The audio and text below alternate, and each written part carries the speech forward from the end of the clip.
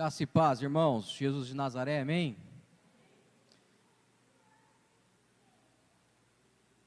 Bom, essa noite nós queremos dar início a uma série a respeito da fundamentação do panorama de igreja e missão da igreja. Então eu e Levi conversamos sobre esse tema e percebendo em Deus, diante do cenário que a gente está vivendo em nossos dias, principalmente com a crise que a igreja tem vivido, nós pensamos em falar a partir do texto de Jesus a Pedro, Mateus capítulo 16, o fundamento e o mandato cultural da igreja. E hoje eu estou aqui incumbido pelo Levi a dar esse início, amém? Vamos orar por essa palavra.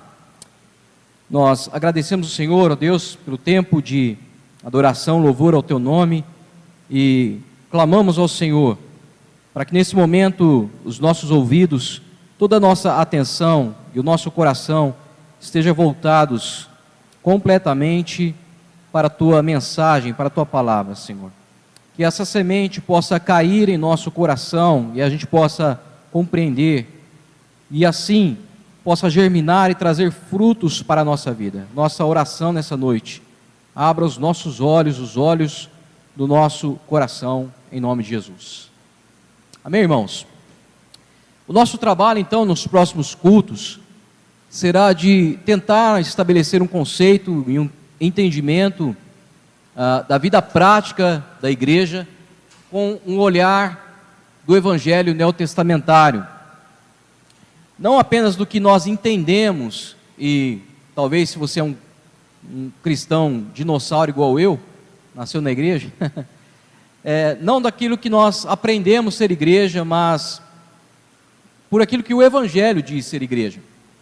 Então, nossa tentativa aqui não é mostrar apenas experiências do que nós aprendemos com a igreja, mas realmente viver e ser igreja pela ótica de Cristo, pela ótica do Evangelho. E talvez a gente vá revisitar alguns pontos, olhando por outra perspectiva, e talvez Deus nos dê a graça de ter alguns pontos novos. E isso é importante para que a gente não desista da igreja, como tem acontecido com muitas pessoas. Particularmente, eu tenho tentado trazer essa concepção de igreja desde que nós nos unimos aqui como igreja ao Projeto Raízes. Então, se você pegar as minhas últimas mensagens, você vai notar sempre um ponto em comum nelas. Eu tento falar sempre a respeito do nosso relacionamento com Deus, então do nosso relacionamento vertical e do nosso relacionamento uns com os outros. Esse relacionamento horizontal com os nossos pares, pois diante do Evangelho a gente encontra fundamentação para que não existe nenhuma aliança com Deus sem uma aliança com o corpo. O próprio apóstolo João, ele diz que como nós podemos dizer que amamos a Deus a quem não vemos, se nós não amamos ao irmão a quem vemos? Então nós não conseguimos estabelecer um conceito de igreja solitária. E eu sou a igreja. Isso não tem fundamentação bíblica. Isso beira a heresia. Então nós sempre tentamos falar sobre esse relacionamento com Deus, e a partir dessa compreensão que eu tenho do meu relacionamento com Deus, ele se estende, ele se resvala para a vida prática, para o meu relacionamento uns com os outros. Esse relacionamento uns com os outros, ele está pautado na aliança que eu tenho com Deus e na aliança que eu tenho com o meu irmão, através do sangue de Jesus, dos quais nós celebramos essa aliança todos os dias, aliás, todos os meses na ceia. Então, a nossa relação uns com os outros, ela tem como coluna de sustentação essa relação que eu tenho com Jesus por meio do sangue.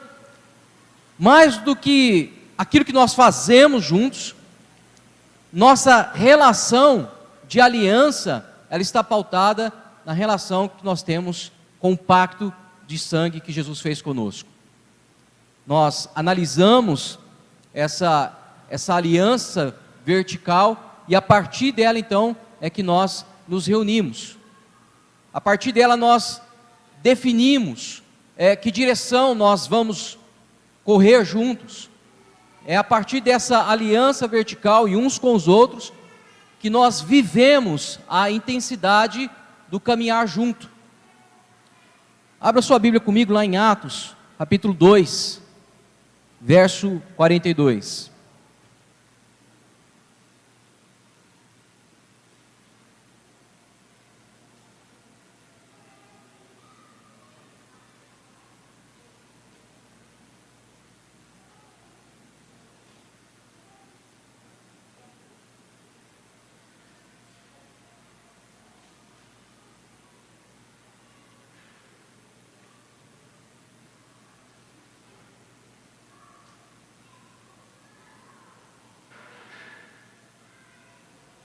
O texto sagrado diz o seguinte, Atos 2, verso 42. Todos se dedicavam de coração ao ensino dos apóstolos, à comunhão, ao partir do pão e à oração. Havia em todos eles um profundo temor, e os apóstolos realizavam muitos sinais e maravilhas. Até isso, ó. Nós temos aqui em Atos o início da igreja. Se a gente quer entender a igreja, a gente precisa olhar para Atos, ver como que ela começa. E ela começa a partir de um movimento do Espírito Santo profetizado pelo profeta Joel, de que nos últimos dias Deus derramaria do seu Espírito sobre toda a carne. E aqui em Atos capítulo 1, depois você pode ler, no verso 8, acontece esse fato. Jesus sobe, ele ressuscita e sobe aos céus. E a promessa de Jesus que ele enviaria outro Consolador é cumprida aqui em Atos. O Espírito Santo vem, toma esses apóstolos, para você entender o contexto. Pedro então se levanta e começa a pregar a respeito de Jesus. E aí a igreja então nasce. Eles começam a se reunir. E aqui o texto diz que eles se dedicavam ao ensino, à comunhão, ao partir do pão e às orações. Há um texto também do autor de Hebreus, lá em Hebreus 10, 25, que diz que nós não devemos deixar de nos reunir como igreja, segundo o costume de alguns. Pelo contrário, nós devemos se reunir para encorajar uns aos outros, quando nós estivermos percebendo e vendo que o grande dia do Senhor se aproxima. Então a igreja, ela nasce e ela permanece nessa vivência em comunhão, nessa vivência de reunião, de estar junto, de partilhar da doutrina, de estar junto para orar, de partilhar do pão, de partilhar da comunhão, do afeto, da intensidade. E ela nasce e também cresce no meio de uma perseguição ferrenha contra os cristãos. Então, conforme o desenrolar do texto aqui, a gente pode abordar esse assunto em outros momentos, mas conforme o Novo Testamento, a igreja ela vai se reunindo, crescendo, perseverando na doutrina, nas reuniões, e esse texto de Atos nós vemos que há um sentido, há uma direção, há uma intensidade em que a igreja neotestamentária fazia como corpo de Cristo. O seu significado da palavra igreja, ela é ensinada e abordada por Jesus, e para esse pessoal aqui de Atos, e está muito claro o que Jesus queria, quando ele falou que edificaria a sua igreja. Quando Jesus falou que não habitava em prédio feito por mãos humanas. Então, para Pedro, está muito claro isso, esse significado, essa revelação do Espírito, de que a igreja não é feita de tijolos. Só que, se você perceber, há um discurso hoje em dia que tenta menosprezar a reunião da igreja, confundindo isso daqui com igreja, esse prédio com igreja. Quando Jesus está falando que Ele vai edificar a sua igreja, e de que Deus não habita em prédios feitos por mãos humanas, em momento nenhum Ele está desprezando que a igreja se reúna, que o corpo de Cristo se ajunte. Tanto é que essas 3.000 almas que se convertem aqui em Atos 2, se convertem aonde? Aonde? No templo. Pedro está lá no templo, cheio do Espírito Santo, pregando a respeito de Jesus. E essa rotina, ela não some na vida dos apóstolos. Se você for desenrolando o texto de Atos, o livro de Atos, você vai perceber que eles se reuniam em templos, mas também em casas. Porque para Pedro, está muito claro, quando Jesus fala para ele, em Mateus 16, que ele edificaria a sua igreja. Tanto é que Pedro não pergunta como isso vai acontecer, de que forma, qual é o momento, quais as ferramentas que Deus vai usar, que Jesus vai usar. Para Pedro está claro que a igreja, ela não deixa de se reunir. Para Pedro está claro que ele não tem que abandonar o templo, é por isso que ele está lá no templo, em Atos capítulo 1, pregando. Então não há sustentação teológica, nem base bíblica, para desprezarmos a reunião no templo. Evidentemente que isso aqui, hoje em dia, nós não chamamos de templo. Nós chamamos de prédio. Mas eu quero enfatizar a importância de nós estarmos juntos. Se Deus não habita em prédios feitos por mãos humanas, Isaías vai dizer também, lá no capítulo 57, verso 15, que Deus também não habita em corações de pedra. Com quem Deus habita então? O profeta vai dizer que Deus habita, está perto dos que são contritos e abatidos de coração. Então o fato não é, o grande problema nosso não é se a gente se reúne ou não em prédios. O grande problema é se nas nossas reuniões, como está a condição do nosso coração. Esse fenômeno que tem ocorrido no meio evangélico, pela revolta que algumas pessoas têm com a instituição, eles acabam caindo em um engano, e acabam distorcendo completamente o sentido de ser igreja. A frase que nós mais ouvimos de tais pessoas é: a igreja sou eu. E aí esses caras, pela frustração, pela revolta, seja com Deus, seja com homens, seja com a igreja, eles se tornam especialistas em igreja. Nunca leram um livro de edificação de igreja. Nunca leram a história da igreja. Mas se tornam especialistas para depreciar a igreja. Não buscam na história o significado de igreja. E aí passam a ler o Evangelho pela ótica das suas feridas institucionais.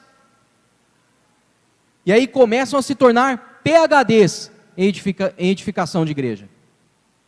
Ora, igreja em seu significado, ela é ajuntamento. Paulo vai dizer que ela é uma assembleia, que ela é uma grande família. E eu sei que essas pessoas que querem se revoltar e quebrar todos os paradigmas com a igreja institucional, talvez elas nem tenham percepção da gravidade do erro teológico que elas estão cometendo. Porque eu também já estive desse lado, revoltado com a igreja, com instituição, com CNPJ.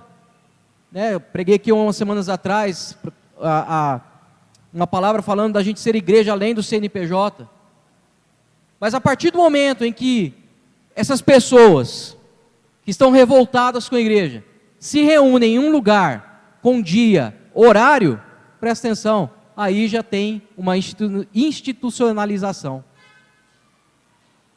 Se há um local localizável, onde elas estão reunidas, tem doutrina ali, tem palavra, tem horário marcado para começar e para terminar, já virou instituição, virou culto. E aí eles estão tentando brigar com um monstro que eles mesmos estão construindo. Então todos nós temos um Deus, todos nós temos um pastor, e todos nós temos uma igreja e um culto. A pergunta é, quem são esses na nossa vida? Todos nós temos um Deus a quem nós prestamos reverência, e esse Deus pode ser o Deus eterno, como pode ser qualquer outra coisa criada nesse mundo. Todos nós temos um pastor, que talvez não tenha o título de pastor, mas é aquela pessoa que é o nosso mentor, é o nosso guru, vamos dizer assim, né? É a quem a gente dá ouvidos, é quem a gente até muda decisões por causa de uma palavra dele. E isso, você pode ter um livro, um autor, um escritor, um filósofo. É aquele que discipula. Todos nós temos uma igreja, que pode ser os nossos irmãos, mas também que pode ser os nossos amigos, os nossos parentes, e todos nós temos um culto. O culto é onde nós prestamos honra, é o nosso local, o nosso momento de alegria, de prazer e de satisfação. E isso pode ser um lugar onde nós estamos cultuando a Deus, ou pode ser qualquer outro lugar onde aquele lugar me traz satisfação, alegria, prazer. Então a pergunta é, quem é o nosso Deus? Pode ser o Deus eterno. Quem é o nosso pastor? Pode ser eu, pode ser o Levi, mas pode ser qualquer outra pessoa também. Quem são os nossos irmãos? Pode ser nós aqui, unidos, mas pode ser qualquer outra pessoa. Mesmo nós não estamos vinculados a uma igreja. Então no Novo Testamento, igreja, corpo, a partir desse texto que a gente lê aqui em Atos, é um lugar de ajuntamento regular, localizável e também organizado. Então você lê em Atos que eles se reuniam todos os dias, regularidade. E eles tinham oração, doutrina, comunhão, ou seja, havia organização. Não onde eles estavam? De casa em casa, um lugar localizável. Então o que muitos não entendem é que a igreja de fato, ela começa aqui em Atos, no Pentecostes, e não em Jesus propriamente. E aí é que está o erro de muita gente, porque pegam algumas frases de Jesus, como essa por exemplo, de que não sobraria pedra sobre pedra. Eles falam, não, Deus não habita em templos, e de fato Deus não habita em templos mesmo. Deus habita em seres humanos que se reúnem para ser o templo dele. Mas de maneira nenhuma eu sou igreja sozinho, como também se eu tirar um tijolo daqui, esse tijolo não será o prédio sozinho. Então Jesus ele veio apenas para cumprir a sua missão, que era morrer em nosso lugar, restabelecer a ordem espiritual no mundo e começar a edificação da sua igreja neotestamentária. E aí ele instrui, ele treina os seus discípulos durante 3 anos, e os discípulos então, compreendendo o que significa igreja, começa a igreja em Atos, junto com o Pentecoste. O próprio nome igreja já demanda essas características de assembleia, de regularidade. Não é possível nós sermos igreja, ser corpo, ou estabelecer igreja a partir de um modelo anárquico. Essa geração que é anárquica, né? A geração Che Guevara, e quer romper com todos os limites, romper com padrões, romper com o passado. Não existe isso. Onde cada um vive do seu jeito, cada um faz o que dá na telha, do seu modo, onde as coisas acontecem à revelia de padrões mínimos. Então não existe essa forma de nós edificarmos igreja. Igreja precisa ser organizado, tem padrão, existe um modelo a ser seguido, existe relacionamento. A minha agenda é cancelada muitas vezes, a minha agenda pessoal é cancelada muitas vezes, em função da agenda dos irmãos. Eu tenho que tomar a minha cruz e negar a mim mesmo, muitas vezes para servir outro. Então não existe estabelecimento de igreja, vivência de corpo como igreja, a partir de um modelo anárquico, onde eu faço o que eu quero, na hora que eu quero, do jeito que eu quero. Não foi assim nem com Jesus. Então não existe, há objetivos comuns. Aqui no próprio texto de Atos, a gente vê esses pontos. Eles tinham regularidade, como eu falei, eles tinham um lugar localizável no pátio e no pátio do templo e nas casas. Eles possuíam objetivos comuns, tinham direção, tinham sentido. O que nós vamos fazer como igreja? Olha, nós vamos ensinar a doutrina, nós vamos ter comunhão, nós vamos partir, nós vamos orar. Havia direção, havia sentido, havia padrões mínimos para a formação de grupos. Você percebe que eles se reuniam nas casas, mas não era de qualquer maneira. Havia temor, diz o texto. Tinham temor. Tinham tudo em comum, havia intensidade.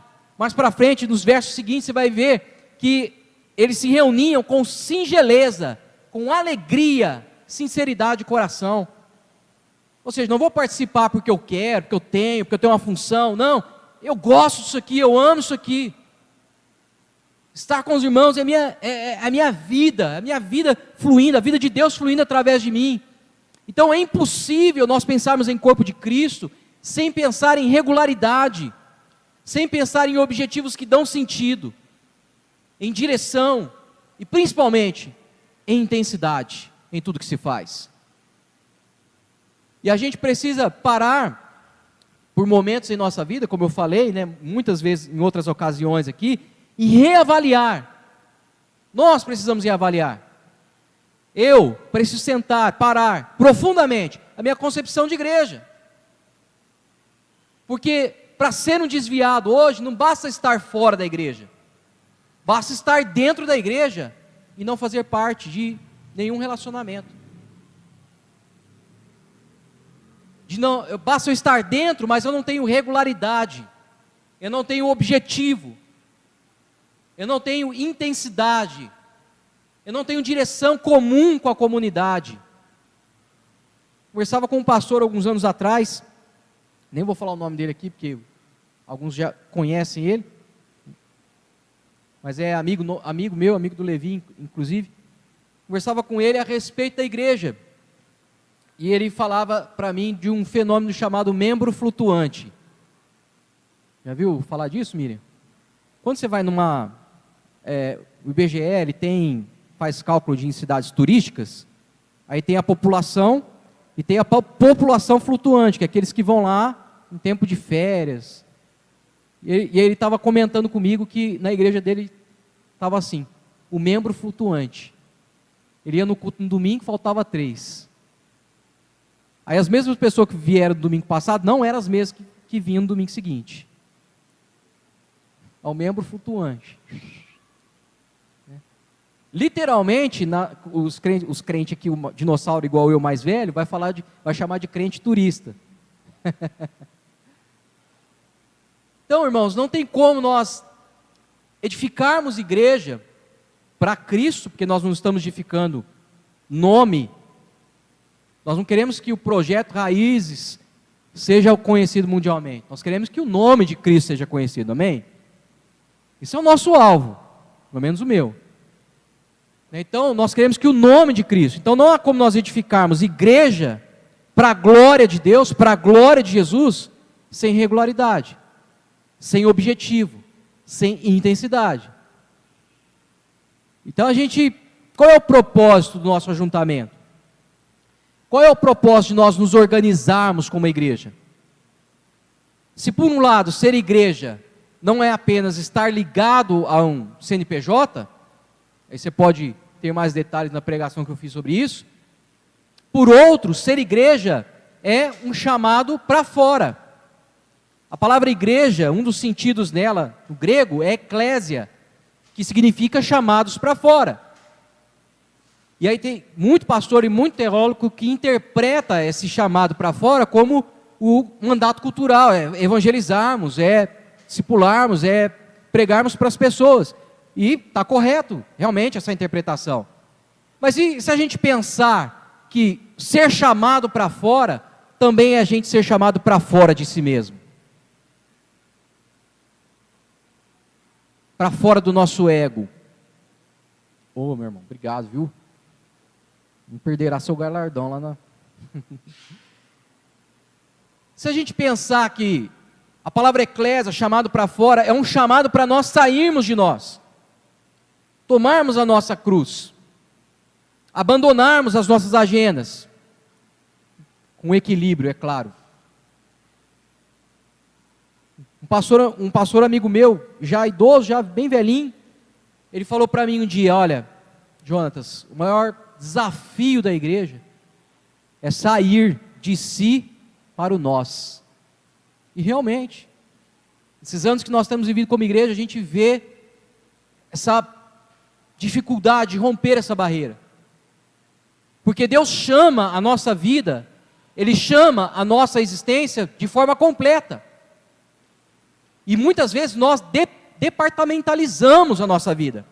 Isso aqui é de Deus, isso aqui é meu, isso aqui é das minhas filhas, isso aqui é da minha esposa, isso aqui é do meu trabalho. E se a gente olhar para a história da igreja, não existe isso. A nossa vida completa tem que ser um viver para a glória de Deus.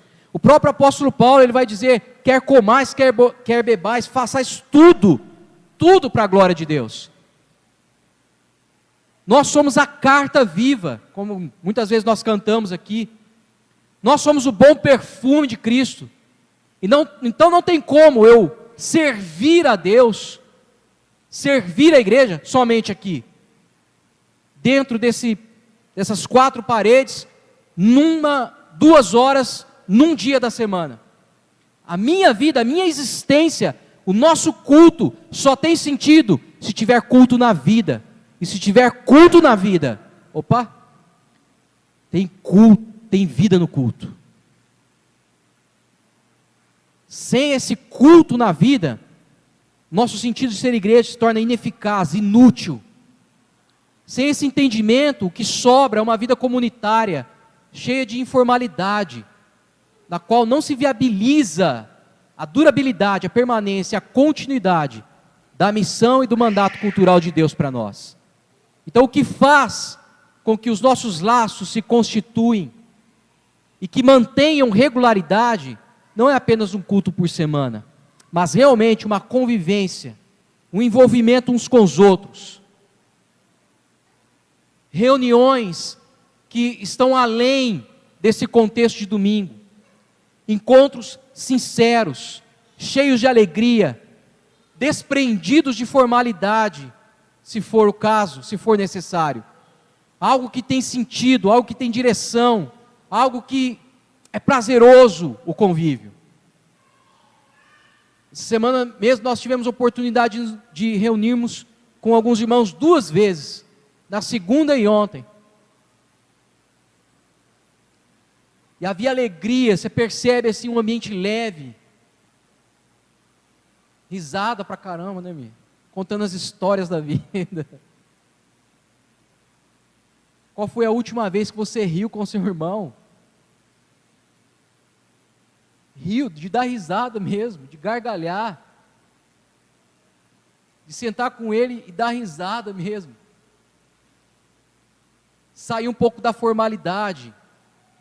Então a casualidade dos nossos encontros, na maioria dos casos, está totalmente ligado à casualidade dos nossos encontros com Deus. Se eu encontro com Deus casualmente, é porque eu vou encontrar com meu irmão também casualmente. E aí a minha agenda com o meu irmão, ela fica, como nós podemos dizer, flutuante. Porque a minha agenda com Deus também é flutuante. Porque se eu me encontro com Deus todos os dias, não tem como eu não querer me encontrar com os meus irmãos também. É o reflexo da vida comunitária. É o reflexo da minha vida com Deus. Ela está implicitamente clara como eu vivo com meus irmãos. Então, se eu tenho uma vida com Deus morna, fria, carnal, a minha vida com os meus irmãos é a mesma coisa.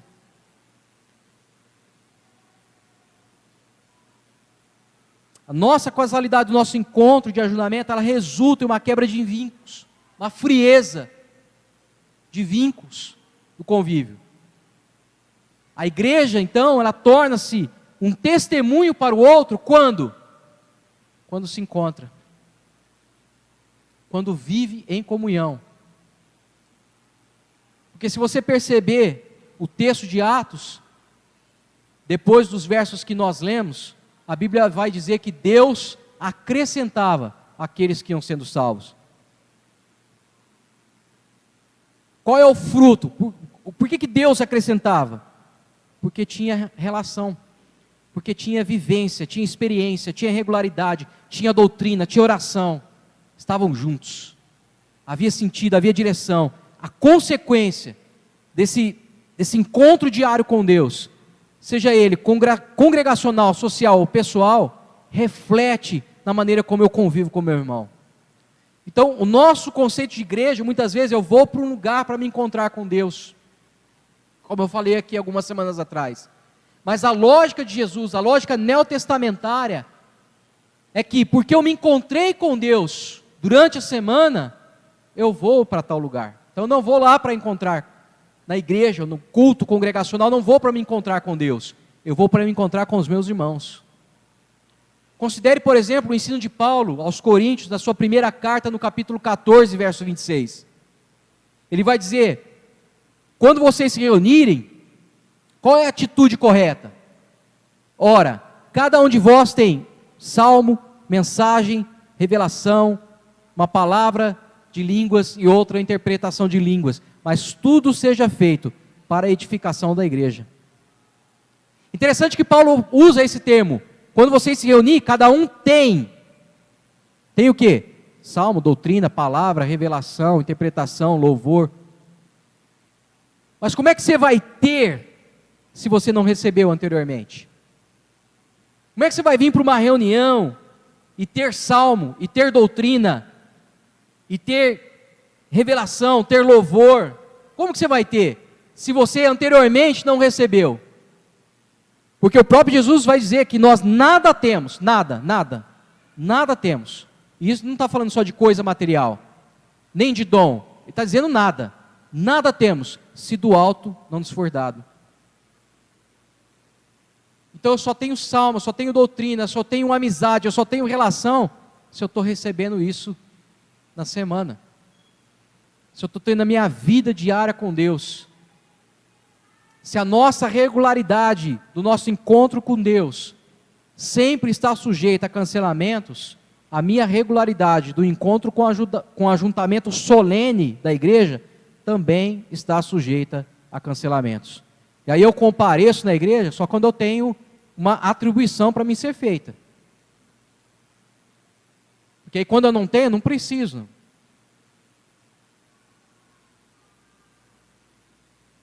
Por quê? Não sei, talvez a minha vida diária possa falar mais do que as minhas palavras. Não é possível ser corpo se cada um de nós tem uma agenda.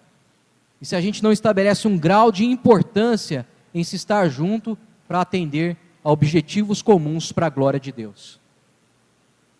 Quando eu me encontro com Deus, eu quero me encontrar no ajuntamento, porque eu quero compartilhar com o outro o meu encontro.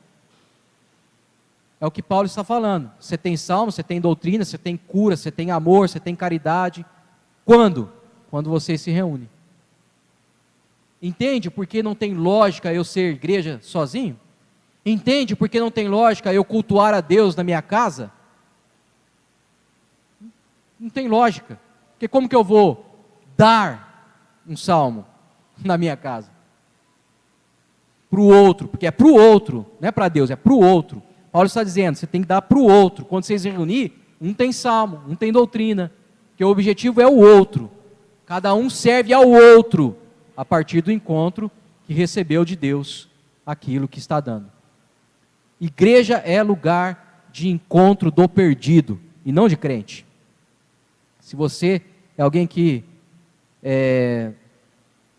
nunca encontrou com Deus, fique em paz. Essa palavra não é para você, essa palavra é para nós nós, como diz lá no meu bairro, crente velho. Se você está nos visitando, também fique em paz. Fique em paz. A palavra é para nós, crente velho. Então, aquele que nasceu de novo, ele vem para o ajuntamento com o objetivo de encontrar o outro, para ser esse instrumento de edificação nas mãos de Cristo. E aí faz sentido o que Jesus falou, que ele edificaria a sua igreja. Como que ele edifica a sua igreja? Quando nós estamos diariamente recebendo de Deus e a gente se reúne para trazer aquilo que nós recebemos de Deus. E aí eu me torno um instrumento de edificação nas mãos de Cristo. E se Deus quiser me encontrar, falar comigo, amém. Glória a Deus por isso. Mas se não quiser, eu já tive o meu encontro com Deus durante a semana. E eu estou vindo aqui para servir o outro. Por isso que a gente pode definir igreja como um lugar localizável. Porque não é possível nós sermos igreja sem um lugar físico para edificar o outro, para prestar culto, para trazer edificação. Seja esse lugar um prédio, como nós estamos aqui hoje, ou seja uma casa, com um grupo, como acontece durante as semanas com muitos irmãos aqui. Para que haja esse partir do pão, essa adoração, essa coleta aos necessitados, esse serviço solidário, esse exercício dos dons, esse cumprimento da missão, para que haja o ensino e tantas outras características que a gente encontra aqui no livro de Atos e nas epístolas, precisa haver um lugar localizável, onde os irmãos deixam as suas agendas para se encontrar, a fim de edificar o corpo de Cristo. E eu sei que todas essas ações aqui podem e devem ser aplicadas de forma individual, mas quando há um ajuntamento em que os irmãos se reúnem para praticar essas ações, é que a gente enxerga de forma visível o corpo de Cristo, que Ele está estabelecendo como sinal do reino na terra. É a partir do ajuntamento desse corpo que Deus torna-se visível ao mundo. Jesus, na sua oração sacerdotal, vai dizer isso: quando vocês forem um, o mundo vai acreditar em mim, que eu fui enviado pelo Pai. Então, o problema da igreja não é estrutura.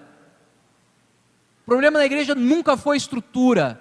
O problema da igreja é estilo de vida dos cristãos, que fazem parte da estrutura.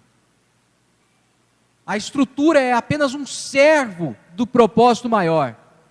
Mas quando a gente não possui a vida de Deus no nosso dia a dia, a estrutura vira o propósito.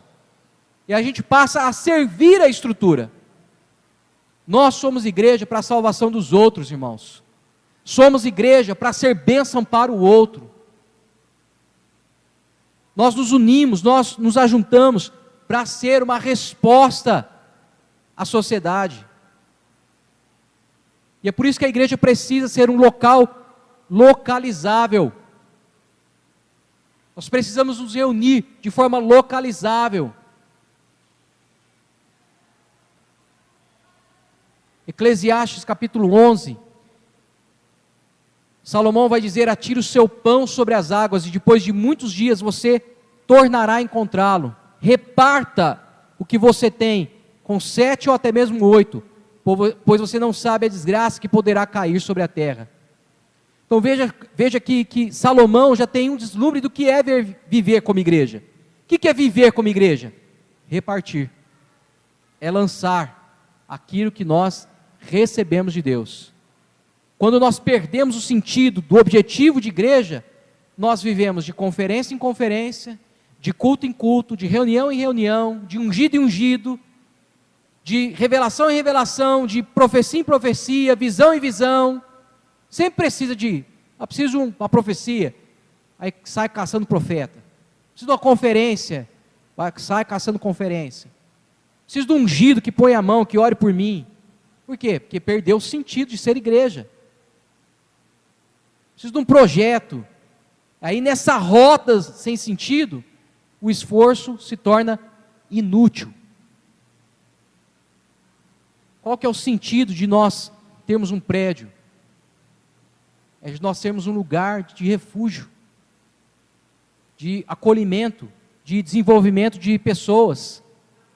E isso nas mais profundas formas, seja ela emocional, profissional, espiritual. Najib falou aqui que antigamente, Najib, tinha muitos projetos aqui sociais. Se nós não temos um lugar, e nós não temos gente que se une para desenvolver isso, que atende os seus dons, que tem relação, como é que nós vamos ser igreja? Ser resposta para a sociedade? Isso tem a ver com o mandato cultural.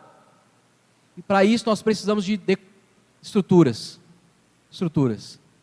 Se esse prédio ele serve somente para nós nos reunirmos, a gente pode se reunir em casa. A gente pode acabar com esse prédio aqui e se reunir em casa. Mas que a gente possa ser igreja ao ponto de cada um se alicerçar um ao outro e cancelar as suas agendas e entender o que é ser igreja, o que é servir ao outro, para que a gente possa então desenvolver projetos e ser resposta a essa cidade, ser resposta a esse bairro no qual nós estamos localizados.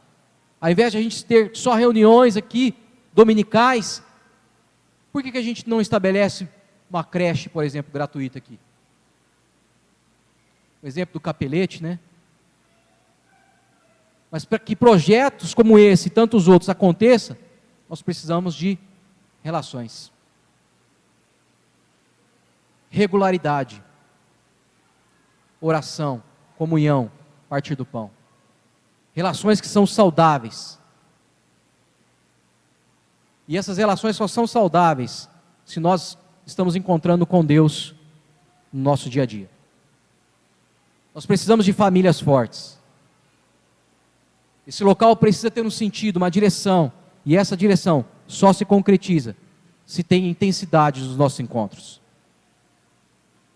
Desconstruir um pensamento de igreja localizável é investir no individualismo, na impessoalização da fé. E Salomão vai escrever em Provérbios capítulo 18, verso 1: aquele que se isola está preocupado apenas consigo mesmo.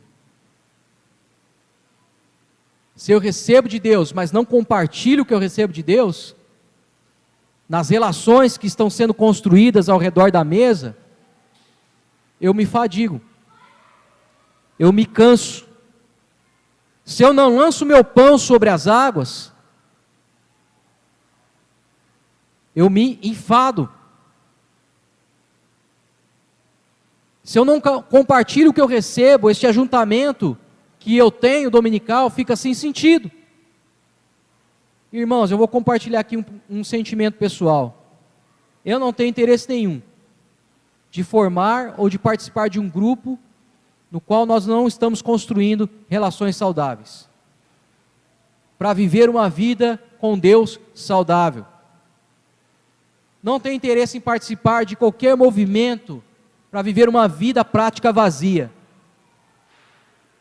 para não fazer dos nossos ajuntamentos algo que tem sentido, direção, algo que é vivido com intensidade.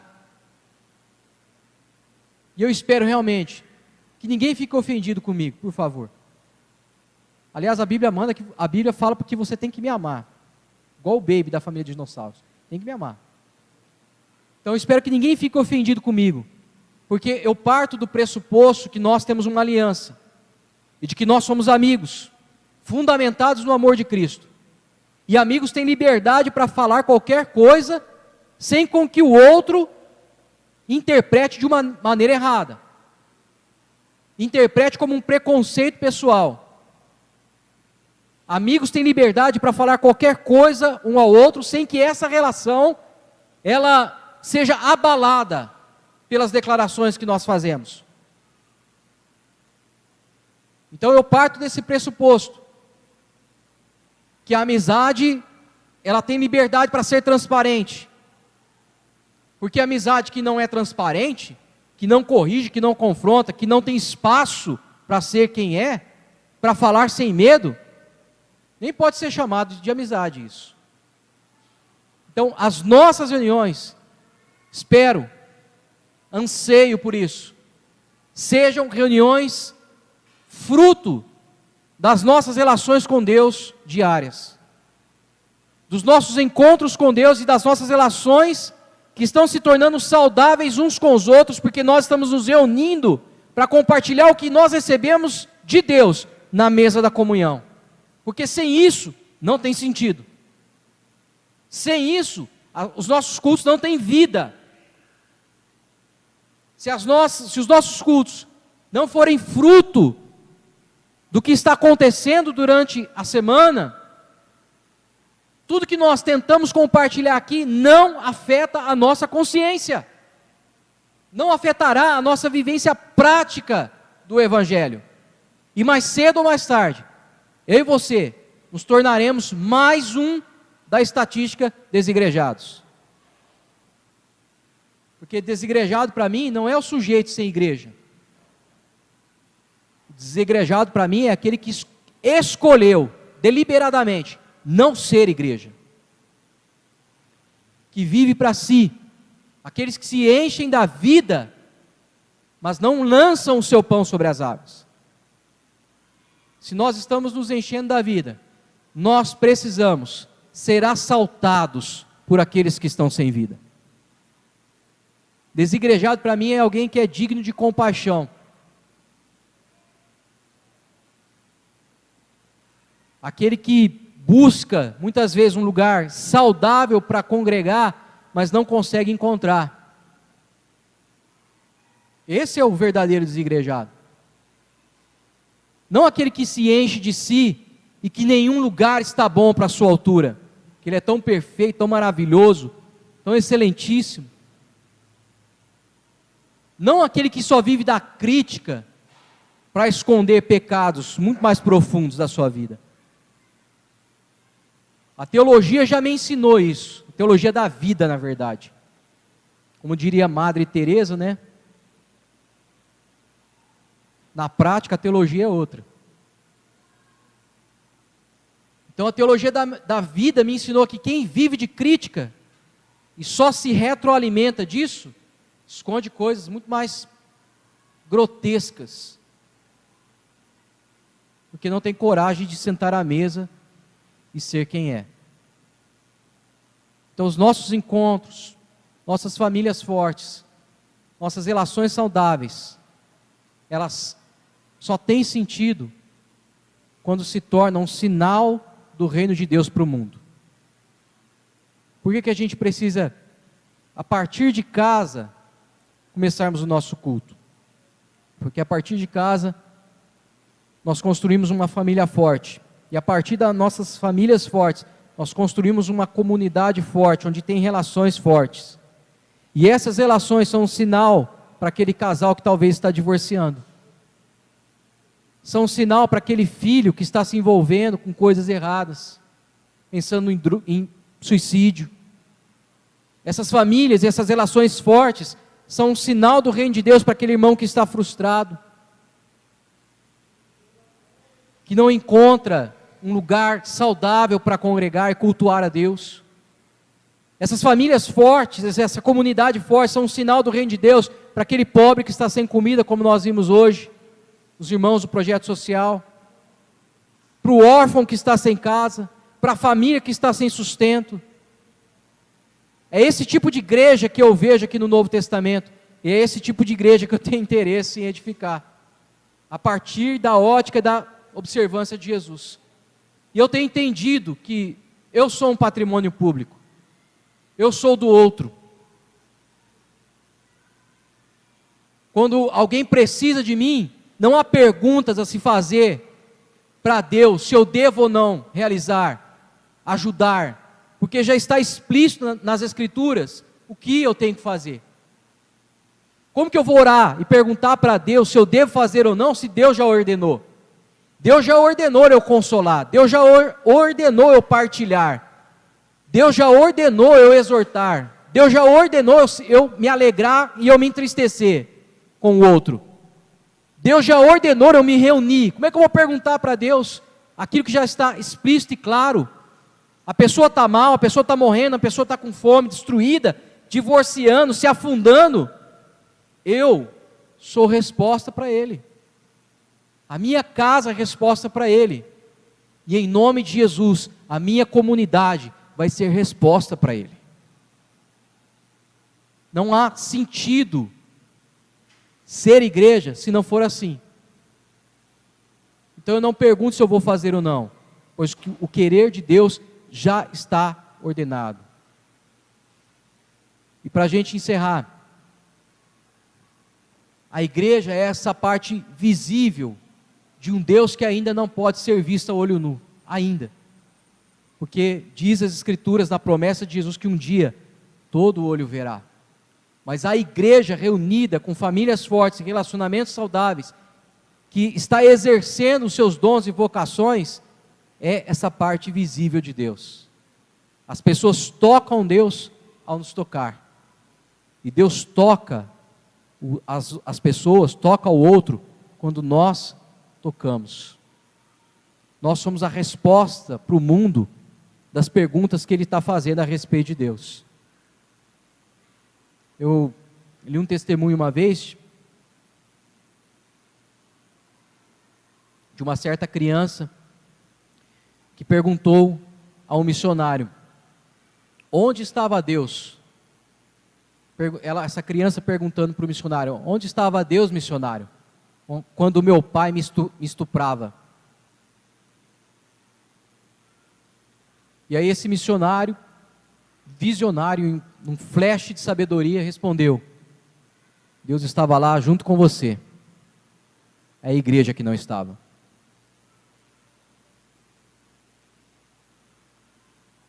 Então cadê a igreja quando o pai chora?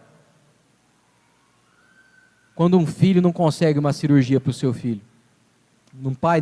Quando o pai não consegue uma cirurgia para o seu filho? Cadê a igreja? Cadê os hospitais patrocinados por igreja? Como foi na Reforma Protestante? Cadê a igreja quando a mãe chora que não consegue uma vaga para o seu filho na escola? E se a igreja começar a plantar escolas acessíveis, ao invés de escolas com mensalidades altíssimas, como a gente vê aí, escolas por princípios? Cadê a igreja quando uma família é despejada da sua casa? Quando não tem um recurso para se manter debaixo de um teto? Cadê a igreja que constrói casas? Cadê o dinheiro que é levantado em nome de Deus? Cadê a igreja para fazer justiça? Mas a gente vai ajudar quem não merece? É exatamente aí que mora a graça de Deus. Porque quem aqui merece alguma coisa? Como diz o meu irmão Cleito, ninguém presta.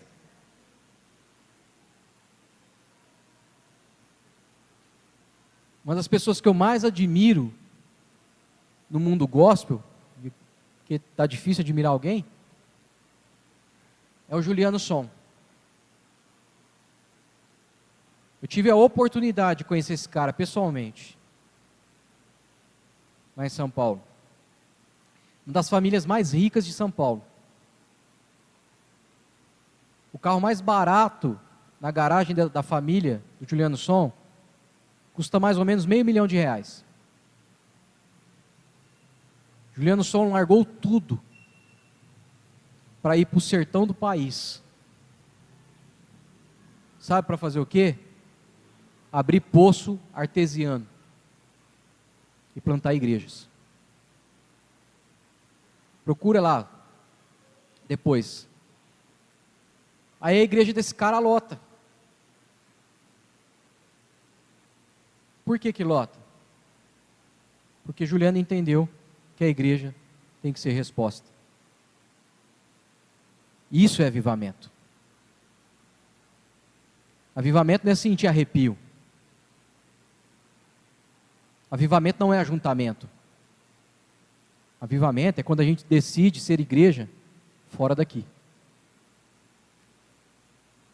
Juliano faz megas conferências E enquanto tem um monte de jovem bobo pulando lá e gritando com a faixinha de Jesus, né? Lá, Juliano. No bom sentido da palavra, o Juliano rouba o dinheiro das conferências para levar para o Nordeste. Para construir casas, abrir postos há 13 anos. O Robin Hood do reino de Deus. Juliano não troca de carro lá no sertão. Porque ele, numa das suas falas, ele fala que é agressão ele trocar de carro dentro do contexto do qual ele está vivendo. Tem direção, sabe para onde está indo. Tem sentido, porque a religião, Juliano, saiu da esfera teológica e foi para a prática. E tem intensidade, porque tem prazer, alegria, paixão e amor naquilo que faz. Irmãos, se nós não servirmos uns aos outros e ao próximo, o poder de ser igreja morre em nós. A vida da igreja vira apenas conceito. O sentido de igreja vira apenas moral. Por isso que a igreja está discutindo até hoje se tatuagem é pecado. Porque deixou de servir. E tenta viver uma espiritualidade apenas moral. Mas nada do que é falado mexe com o coração e com a mente daqueles que estão se perdendo. Tenta cuidar de alguém. Tenta servir. Tenta cancelar a sua agenda em função da agenda do outro. E experimente o resultado de um cansaço, mas um cansaço com alegria. É por isso que Paulo fala, eu me gasto e me deixarei ser gasto. Você está fraco na fé, se você está morno, se você está sem paixão, escolha servir para ver o que acontece. Decida cuidar de alguém.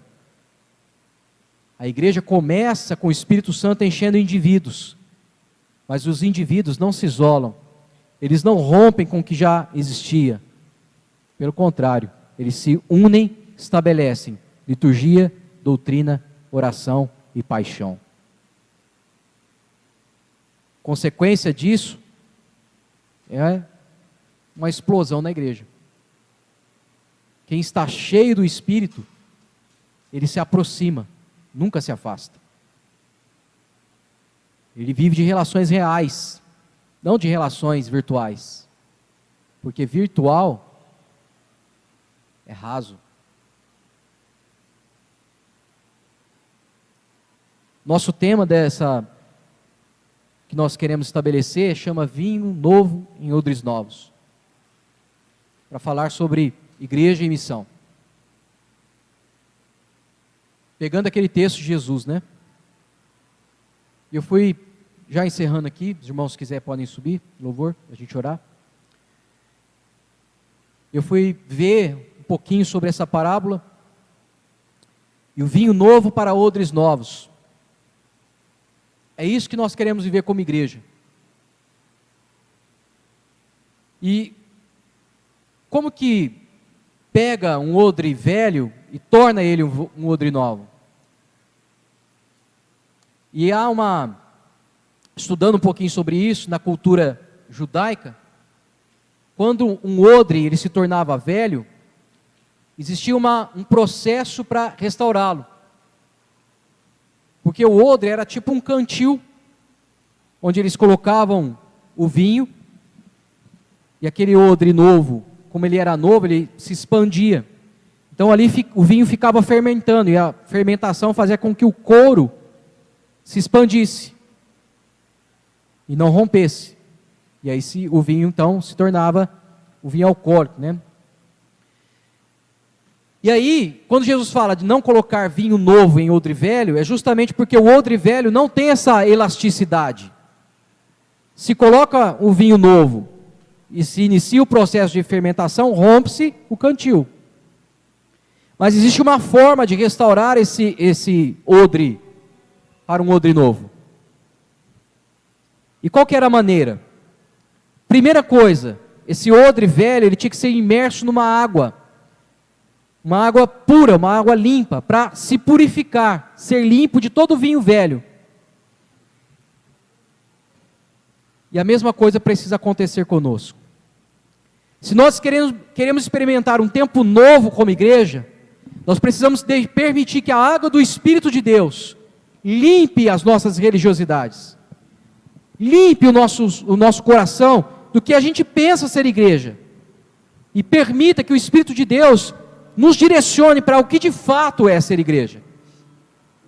A segunda coisa é que esse odre, depois de limpo, ele era ungido com azeite, porque o azeite devolvia a elasticidade do couro. Irmãos, azeite na Bíblia representa a vida do Espírito Santo. Lembra da parábola das virgens? 5 nécias e 5 sábias, e as nécias não tinham azeite no seu candelabro. Essa ação do Espírito Santo, nós precisamos todos os dias ser cheios dele, para que o vinho de Deus possa ser derramado sobre nós como igreja. Eu te pergunto, você quer ser cheio do vinho novo de Deus? Paulo vai dizer em Efésios 5,18: não vos embriagueis com vinho, mas enchei-vos do Espírito. E Paulo, ele fala justamente no contexto de igreja.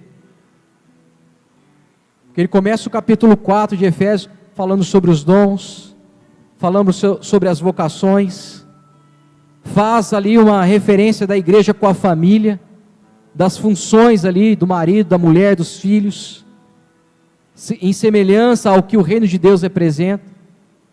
E aí ele chega no verso 18 do capítulo 5 e fala: não vos embriagueis com vinho, mas enchei-vos do Espírito Santo.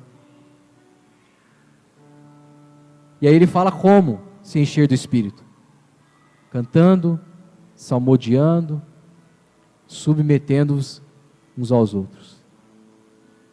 Não há vida do Espírito se não for vivida nas relações. Irmãos, que Deus nos dê graça para edificar uma igreja segundo a ótica de Jesus, cheia do Espírito Santo de Deus, que tem regularidade, que tem comprometimento, que tem doutrina, que tem direção, que tem sentido. Eu quero viver isso. Esse é o meu sonho. E será o meu trabalho até o fim dos meus dias. Talvez eu não viva, mas talvez eu prepare as minhas filhas para viver isso. Servir um ao outro. Feche seus olhos.